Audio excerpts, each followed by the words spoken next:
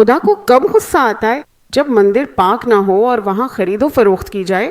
تو ہم نے دیکھا ہے کہ خدا کا غصہ یسوع میں ظاہر ہوا تھا نا۔ یسوع مسیح آئے اور ساری میزیں الٹ دیں، کبوتروں کو اڑا دیا اور پیسے کی تھیلیاں پھینک دیں، یعنی وہ واقعی غصے میں آ گئے تھے۔ یعنی مندر کو پاک ہونا چاہیے، تو کیا مندر سے مراد صرف وہ عمارت ہے جو انسانوں نے اینٹوں سے بنائی ہے؟ وہ یہ بھی چاہتا ہے کہ ہمارا دل، ہمارا جسم اور ہمارا وجود بھی پاکیزہ ہو۔ اور کب خدا کو غصہ آتا ہے؟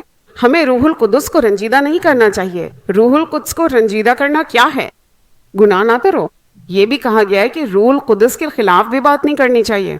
یعنی اس کا مطلب یہ ہے کہ جب حکم کی نافرمانی کی جاتی ہے تو خدا کا غضب نافرمانوں پر آتا ہے۔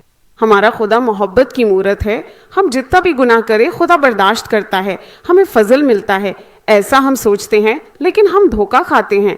اسی لیے کلام میں کہا گیا ہے کہ دھوکہ نہ کھاؤ، خدا کا مذاق نہیں اڑایا جا سکتا، انسان جو کچھ بوتا ہے وہی کاٹے گا۔ اس لیے یہ سب کچھ ہمیں جاننا چاہیے۔ خدا کے دل میں پاکیزگی ہے، تقدس ہے۔ خدا کبھی بھی گناہ کو برداشت نہیں کرتا، جھوٹ کو برداشت نہیں کرتا، خدا ناپاکی کو برداشت نہیں کرتا۔